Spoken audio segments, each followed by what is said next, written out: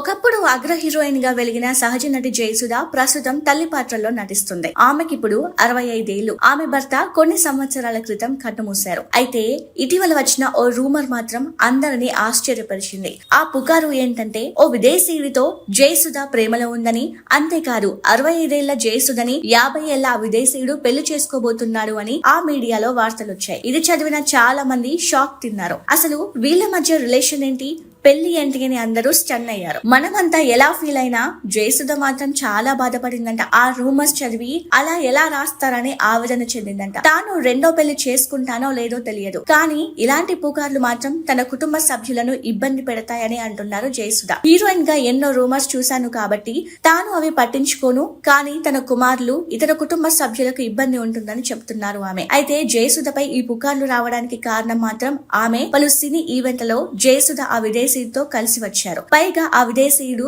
జయసుధతో చాలా సన్నిహితంగా కనిపించాడు. దర్శకుడు గుణశేఖర్ కుమార్తె వివాహంలో అయితే జయసుధ ఆ విదేశీయుడు భార్యాభర్తలు లాగే నూతన వధువర్లను దీవించారు. ఇవన్నీ చూసిన జనం జయసుధ గురించి పై విధంగా అనుకోవడంలో తప్పులేదు. అయినా ఈ వయసులో జయసుధ ప్రేమలో పడడం ఏమిటి అనేది అనవసరమైన విషయం. 65 ఏళ్ల వయసులో ఆమె తనకంటూ ఓ తోడును కోరుకుంటుంది అనుకోవడంలో తప్పులేదు. బహుశా జయసుధ కూడా ఇలా అనుకోవాలి అని కోరుకుంటుందేమో.